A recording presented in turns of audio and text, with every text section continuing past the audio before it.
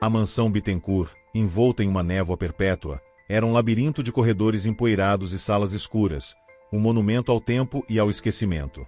Para a doutora Clara Mendes, historiadora de renome e arquivista por vocação, aquele lugar era um paraíso.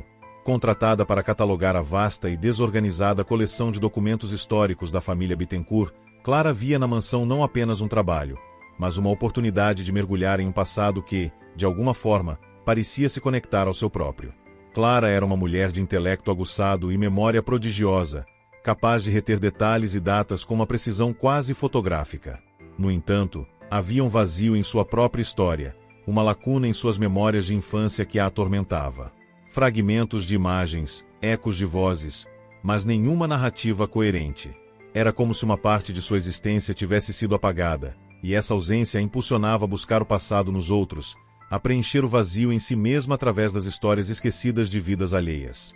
Os primeiros dias na mansão foram preenchidos com a rotina reconfortante do trabalho.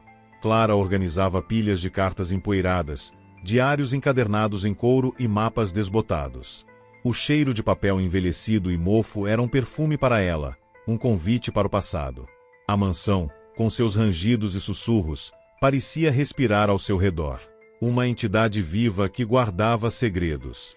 No entanto, a ordem que Clara tentava impor aos arquivos começou a ser desafiada por pequenas, mas perturbadoras, inconsistências.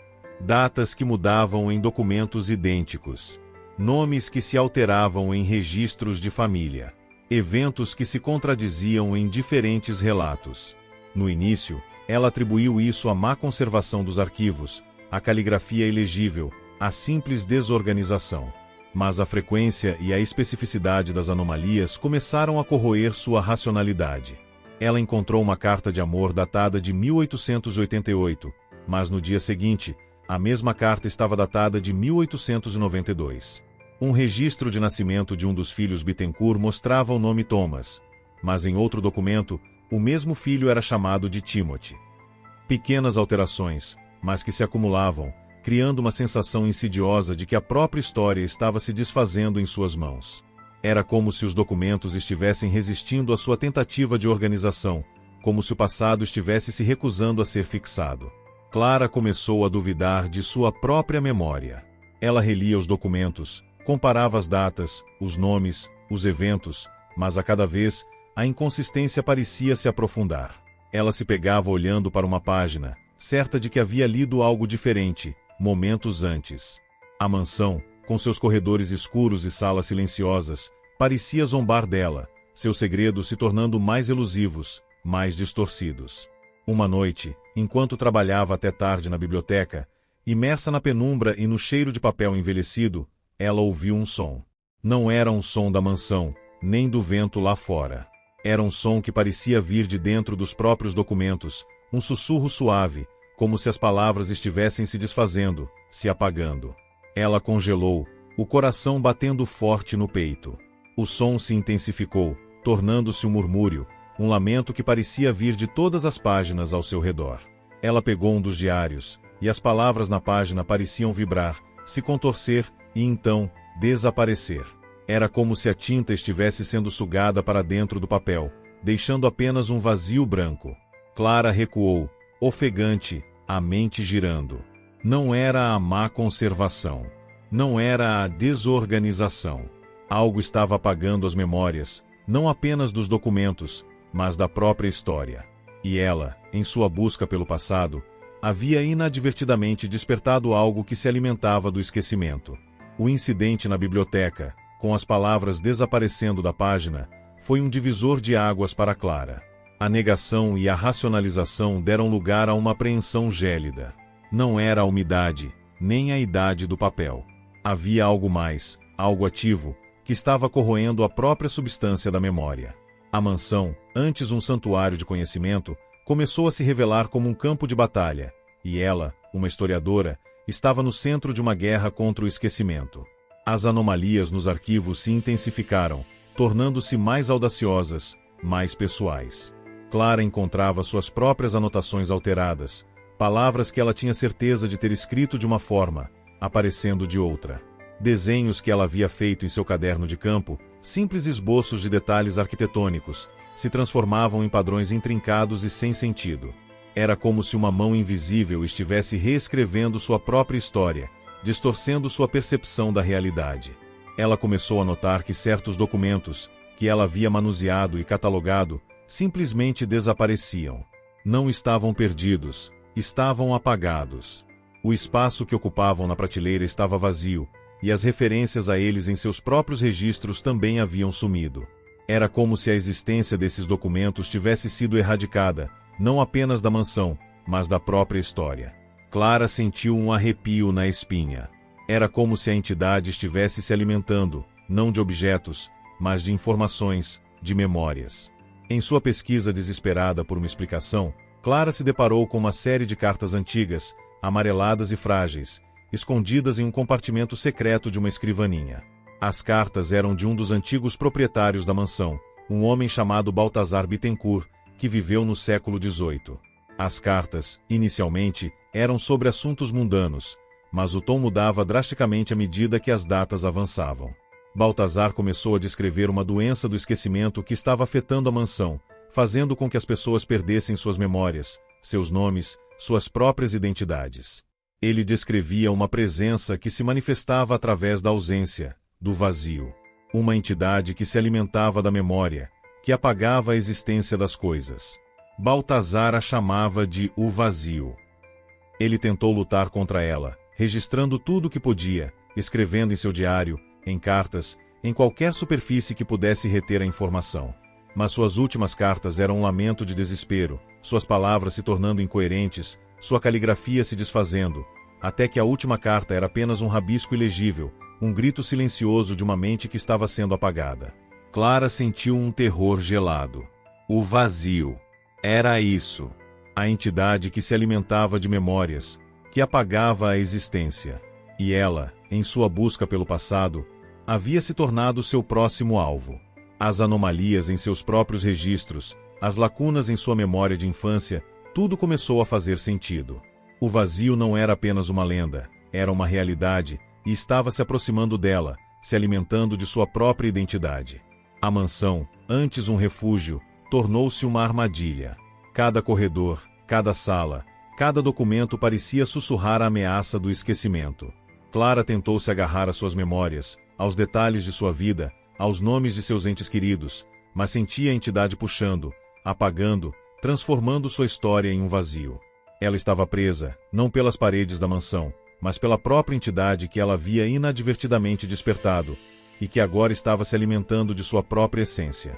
As cartas de Baltazar Bittencourt foram um choque elétrico para Clara, uma epifania aterrorizante que conectou os pontos de seu passado e presente. O vazio não era uma lenda distante, era uma realidade palpável, uma entidade faminta que se alimentava da própria essência da memória. E ela, em sua busca incansável pelo passado, havia se tornado seu próximo banquete. A mansão, antes um santuário de conhecimento, transformou-se em um campo de batalha onde sua própria mente era o prêmio. As anomalias, antes restritas aos documentos, começaram a se estender à própria memória de Clara. Pequenos detalhes de sua vida, antes tão vívidos, começaram a se esvair. O nome de um amigo de infância, o título de um livro favorito, a data de um evento importante. Era como se um sensor invisível estivesse trabalhando em sua mente, apagando informações, deixando lacunas vazias onde antes havia clareza. Ela tentava se agarrar a essas memórias, repetindo-as em voz alta, escrevendo-as em seu diário pessoal, mas a cada tentativa, a sensação de que elas estavam escorregando por entre seus dedos se intensificava. Suas próprias anotações e registros, que ela mantinha com uma precisão quase obsessiva, começaram a se alterar. Palavras e frases desapareciam, parágrafos inteiros se tornavam ilegíveis, como se a tinta estivesse sendo sugada para dentro do papel. Ela encontrava páginas em branco onde tinha certeza de ter escrito, e a caligrafia, antes tão familiar, parecia estranha, como se não fosse a sua.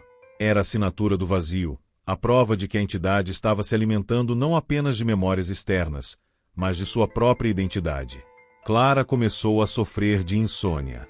Quando o sono finalmente a vencia, era apenas para arrastá-la para pesadelos vívidos e perturbadores. Ela se via em um labirinto de corredores escuros, as paredes se contorcendo, os móveis derretendo. As vozes de pessoas que ela não conseguia identificar a chamavam, seus rostos distorcidos, seus olhos vazios.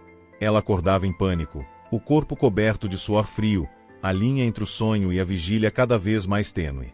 A mansão parecia se tornar uma extensão da entidade, manipulando seus sonhos, invadindo sua mente. Ela tentou se comunicar com o mundo exterior. O telefone fixo estava mudo, a internet não funcionava. Ela tentou usar seu celular, mas o sinal era inexistente. Era como se a mansão estivesse em uma bolha, isolada do resto do mundo. Ela tentou sair, mas a paisagem lá fora era diferente. As árvores estavam retorcidas, o céu era de um cinza doentio, e o ar estava pesado com um silêncio opressor. Ela deu um passo para fora, e o chão pareceu ceder sob seus pés, como se a própria terra estivesse viva e tentando engoli-la. Ela recuou, o coração disparado, e a porta se fechou sozinha, com um clique suave. A mansão não a deixaria ir. Ela a queria, a precisava, para se alimentar de sua memória e de sua identidade. Clara estava presa, não por paredes físicas, mas por uma realidade distorcida que o vazio havia criado ao seu redor. A mansão não era mais apenas um edifício, era um organismo vivo, pulsando com a energia da entidade, manipulando sua mente, transformando seu refúgio em sua própria prisão. E a cada momento que passava, ela sentia a presença se aproximando, sua influência se aprofundando, preparando-a para o abraço final de sua realidade distorcida. A invasão da memória de Clara pelo vazio tornou-se uma tortura diária. Cada amanhecer trazia consigo a incerteza do que seria apagado, do que seria esquecido. A mansão, antes um lugar de descoberta, transformou-se em um campo minado de lacunas e ausências. No entanto, em meio à crescente névoa do esquecimento, uma centelha de esperança, ou talvez de um terror ainda maior, surgiu na forma de um diário escondido. Clara, em sua busca desesperada por uma forma de combater o vazio, começou a vasculhar a mansão com uma nova intensidade. Ela não procurava mais por documentos históricos, mas por qualquer coisa que pudesse lançar luz sobre a entidade que a estava consumindo. Em um compartimento secreto sob o assoalho do antigo escritório do Conde Bittencourt, ela encontrou um pequeno diário, encadernado em couro gasto e com as páginas amareladas pelo tempo. A caligrafia era firme, mas as palavras exalavam um desespero contido. Era o diário de Thomas, o guardião da mansão no início do século XX. As primeiras entradas de Thomas eram sobre a rotina da mansão, a manutenção dos jardins, os reparos na estrutura. Mas, à medida que as datas avançavam, o tom mudava. Thomas começou a descrever os mesmos fenômenos que Clara estava experimentando, os objetos que mudavam de lugar, os sussurros, a sensação de que algo estava apagando as memórias. Ele também havia se deparado com o vazio, e suas anotações eram um relato aterrorizante de sua própria luta contra a entidade. Thomas descrevia o vazio como uma força antiga, um parasita cósmico que se alimentava da identidade e da memória. Ele se manifestava através da ausência, do esquecimento, deixando para trás apenas lacunas e vazios. O guardião havia tentado lutar contra ele, registrando tudo o que podia, escrevendo em seu diário, em cartas, em qualquer superfície que pudesse reter a informação. Mas suas últimas entradas eram um lamento de desespero, suas palavras se tornando incoerentes, sua caligrafia se desfazendo, até que a última página era apenas um rabisco ilegível, um grito silencioso de uma mente que estava sendo apagada. Clara sentiu um terror gelado. O diário de Thomas não era apenas um relato, era um espelho, um presságio de seu próprio destino. O guardião havia sucumbido ao vazio, sua memória sendo apagada, sua existência se tornando um mero vazio. E Clara sabia que estava seguindo o mesmo caminho. Mas havia algo mais nas anotações de Thomas, algo que a fez parar, o coração batendo forte no peito. Thomas mencionava uma criança. Uma menina que havia sido trazida para a mansão em uma idade muito jovem, uma menina que parecia ter uma conexão estranha com o vazio. Ele descrevia como a menina tinha lapsos de memória, como ela esquecia coisas que acabará de aprender, como seus desenhos se desfaziam em padrões sem sentido. E, o mais perturbador, Thomas mencionava um colar. Um pequeno colar de prata com um pingente em forma de flor, que a menina usava constantemente. Clara sentiu um arrepio na espinha. O colar. Ela tinha um colar idêntico, um presente de sua avó, que ela usava desde a infância. Um colar que ela havia perdido há anos, e que ela não conseguia se lembrar de onde havia vindo. A memória fragmentada de sua própria infância. O vazio em sua história. Tudo começou a fazer sentido. O vazio não era apenas uma entidade que ela havia encontrado na mansão, ele a havia marcado desde cedo, desde a infância. A mansão não a havia atraído, ela a havia chamado, para se alimentar de sua identidade, para preencher o vazio que ela havia deixado em sua alma. Ela era a menina. A mansão era sua armadilha, e o vazio, seu carrasco. A busca pelo passado nos outros havia se tornado uma jornada para o seu próprio esquecimento. E agora, a entidade estava pronta para o abraço final, para apagar completamente a existência da doutora Clara Mendes, deixando para trás apenas mais um vazio na história da mansão Bittencourt. A revelação de que ela era a menina do diário de Thomas, a criança marcada pelo vazio desde a infância, foi um golpe devastador para Clara. A busca por sua própria história havia se transformado em uma jornada para o seu próprio esquecimento. A mansão, antes um lugar de descoberta, revelou-se uma armadilha cuidadosamente construída, e o vazio, um predador paciente que a havia caçado por toda a vida. Mas, em meio ao desespero, uma faísca de resistência acendeu-se. Clara não seria apagada sem lutar. Ela se agarrou ao diário de Thomas como um bote salva-vidas em um mar revolto. As últimas anotações do guardião, por mais fragmentadas que fossem, continham pistas sobre a natureza do vazio e, talvez, sobre uma forma de combatê-lo. Thomas havia tentado registrar tudo, cada detalhe, cada anomalia, na esperança de que a informação pudesse, de alguma forma, resistir ao apagamento. Clara percebeu que a informação era a arma, e a memória, o campo de batalha. Ela começou a escrever freneticamente em seu próprio diário, não apenas sobre o que estava acontecendo, mas sobre sua vida, suas memórias, seus entes queridos. Ela descrevia os rostos de seus pais, os cheiros de sua casa de infância, os sons de sua cidade natal. Ela tentava fixar cada detalhe, cada emoção, na esperança de que a escrita pudesse criar uma barreira contra o avanço do vazio. Mas a entidade era implacável. As palavras em seu diário começavam a se desvanecer, as frases se tornavam incoerentes, e as páginas se tornavam vazias, como se a própria tinta estivesse sendo sugada para dentro do papel. As alucinações se intensificaram, tornando-se mais pessoais, mais cruéis. Ela via pessoas que ela não conseguia identificar, rostos que pareciam familiares, mas cujos nomes e histórias haviam sido apagados. Eles a chamavam, seus olhos vazios, suas vozes sussurrando em uma linguagem que ela não conseguia entender, mas que parecia carregar a dor do esquecimento. Ela tentava se agarrar a essas imagens, a esses sons, na esperança de que pudessem reacender alguma memória, mas eles se desfaziam em fragmentos, em ecos distantes. O vazio começou a manipular suas próprias memórias, usando-as contra ela. Ela se via em situações que nunca aconteceram, com pessoas que ela nunca conheceu, vivendo vidas que não eram suas. Era uma tortura psicológica, uma tentativa de desorientá-la, de fazê-la duvidar de sua própria existência. Ela tentava se lembrar de sua verdadeira história, de quem ela realmente era, mas a entidade era implacável, tecendo suas ilusões com uma maestria aterrorizante. Ela começou a sentir a presença física do vazio. Não uma forma, mas uma ausência, um frio gélido que parecia sugar o calor de seu corpo, uma sensação de vazio que se espalhava por sua pele. Ela sentia a entidade se movendo ao seu redor, uma sombra invisível que parecia se alimentar de sua própria essência. Ela tentava se esconder, mas não havia para onde correr. A mansão, antes seu refúgio, havia se tornado uma extensão do vazio, um palco para sua manifestação. Em um momento de desespero, Clara pegou o colar de prata com o pingente em forma de flor. Era o único objeto que parecia resistir ao apagamento, o único elo com sua infância que o vazio não havia conseguido consumir completamente. Ela o segurou na mão, sentindo um calor estranho emanar dele. Era uma conexão, um elo com sua verdadeira identidade, uma centelha de resistência em meio à escuridão. Ela sabia que o tempo estava se esgotando. A luta pela sua própria identidade havia se tornado uma corrida contra o esquecimento, e o vazio estava pronto para o abraço final. O colar de prata, o último elo de Clara com sua identidade, parecia queimar em sua mão. Era uma chama bruxuleante em meio à escuridão crescente do vazio. A luta contra o esquecimento havia se tornado uma batalha perdida, e ela sentia a entidade se aproximando, sua presença esmagadora, pronta para consumir o que restava de sua essência. A mansão, antes um labirinto de memórias, agora era um túmulo para sua própria existência. As palavras em seu diário se desvaneciam mais rapidamente, as frases se tornando meros rabiscos, e então, nada.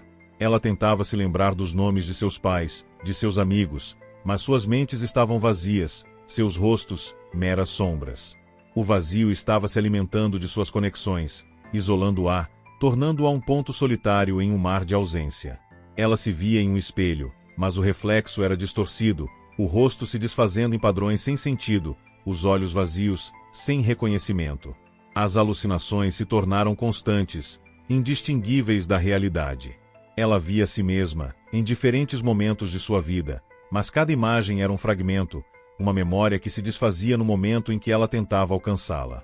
Ela ouvia vozes, sussurros, lamentos, mas não conseguia identificar de onde vinham, nem o que diziam. Era a cacofonia do esquecimento, o coro das almas que o vazio havia consumido. O vazio não tinha forma, mas Clara sentia sua presença como um frio gélido que penetrava seus ossos, uma ausência que sugava toda a luz e calor. Era uma força que se alimentava da própria existência, deixando para trás apenas o vazio. Ela tentou se agarrar ao colar, a sua última lembrança, mas até mesmo ele começou a se desvanecer em sua mão, a prata se tornando translúcida, a flor se desfazendo em pó. Ela se viu em um lugar que não era lugar. Um espaço feito de sombras e ecos, onde a lógica não existia e a realidade era um conceito maleável. Ela não tinha corpo, não tinha forma. Era apenas uma consciência, flutuando em um mar de outras consciências, todas elas fragmentadas, todas elas absorvidas pelo vazio. Ela podia sentir a presença de Thomas, uma centelha de desespero em meio à escuridão, mas ele estava distante, inatingível. Todos os que haviam se perdido na mansão, todos os que haviam sucumbido ao esquecimento, estavam ali, parte da consciência coletiva da entidade. O vazio estava lá, em toda parte, sua presença esmagadora, sua mente se estendendo por todo o vazio. Ele se alimentava de suas memórias, de seus medos, de sua dor. Clara tentou lutar, tentou se agarrar às suas lembranças, à sua identidade, mas era inútil. Cada pensamento, cada emoção, era absorvido, transformado em energia para a entidade. Sua individualidade se desintegrava, seus pensamentos se misturavam com os de milhares de outros, suas memórias se tornavam parte de uma consciência coletiva. O tempo não existia naquele lugar. Horas, dias, semanas, tudo se misturava em um fluxo contínuo de sensações e pensamentos. Clara sentia sua própria mente se desintegrando, suas memórias se tornando fragmentos, sua identidade se dissolvendo. Ela estava se tornando parte do vazio, uma peça em seu vasto e terrível quebra-cabeça. O medo, antes tão presente, começou a se esvair, substituído por uma estranha sensação de paz, de rendição. Não havia mais luta, apenas aceitação. O vazio na mansão havia finalmente a absorvido.